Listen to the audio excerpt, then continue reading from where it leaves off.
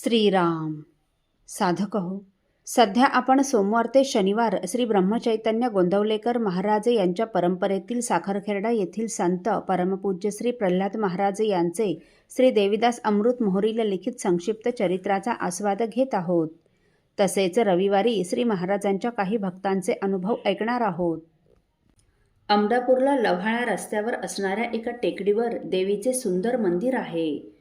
त्या मूर्तीवर लावलेला लेप कालांतराने निघाला तेव्हा मूर्ती भंगलेली असल्याचं गावकऱ्यांच्या लक्षात आलं.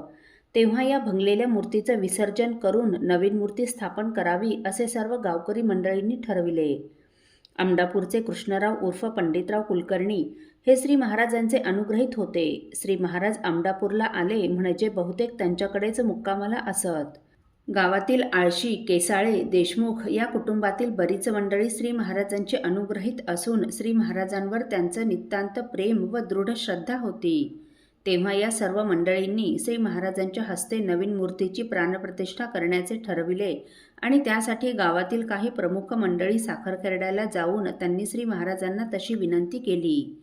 त्याप्रमाणे जुन्या मूर्तीचे उत्थापन आणि नवीन मूर्तीची प्राणप्रतिष्ठा करण्यासाठी श्री महाराजांनी त्यांना मुहूर्त काढून दिला. हे दोन्ही विधी शास्त्रोक्त पद्धतीने होणार होते. नवीन मूर्ती प्लास्टर ऑफ पॅरिसची करावी व ती खामगावच्या राष्ट्रीय विद्यालयातील पंधे गुरुजींकडून करून घेण्याचे ठरले. भंगलेल्या मूर्तीचे उत्थापन आणि नवीन मूर्तीची प्रतिष्ठापना या सर्व कार्यक्रमाचे पौरोहित्य साखरखेर्ड्याचे अण्णाजी माई व नाना काळे हे करणार होते. मूर्तीच्या उत्थापन विधीसाठी ठरलेल्या तिथीवर अमडापूरची मंडळी श्री महाराज, अण्णाजी माई व नाना काळे यांना घेऊन आली.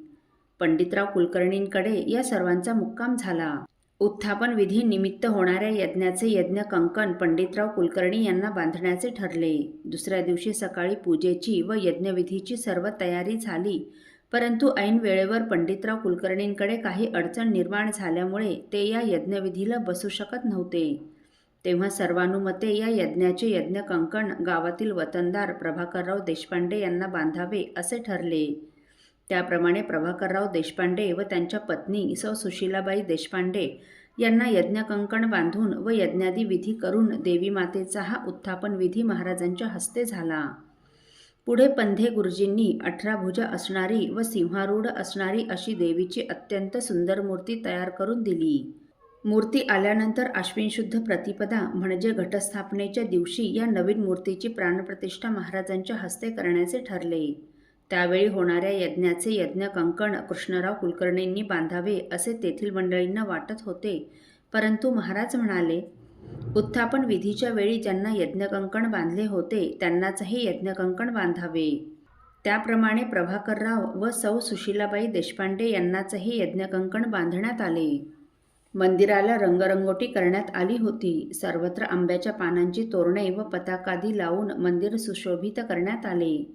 मूर्ती स्थापनेचे सर्व विधी यथाशास्त्र होऊन शके 1887 विश्वावसू नाम संवत्सरात आश्विन शुद्ध प्रतिपदा म्हणजे घटस्थापनेच्या दिवशी 26 सप्टेंबर 1965 रविवारी श्री महाराजांच्या शुभ हस्ते देवीच्या नवीन मूर्तीची पुनर्प्राण प्रतिष्ठापना महदानंदात संपन्न झाली. या प्राणप्रतिष्ठापनेचे पौरोहित्य अण्णाजी माई व नाना काळे यांनी केले.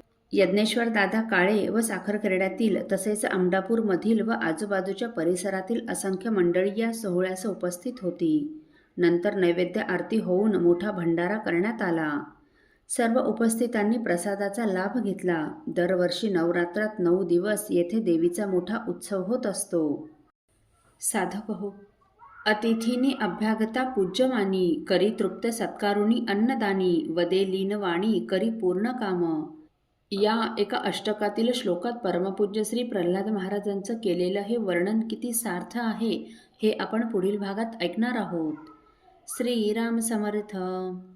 आपल्यातील कोणा श्रींच्या भक्तांना श्रींचे काही अनुभव आले असतील तर कृपया आपण मला ते 9422843253 अथवा सुनील दादांच्या 9892608401 या व्हॉट्सअप नंबरवर कळवावेत अशी नम्र विनंती. श्रीराम समर्थ.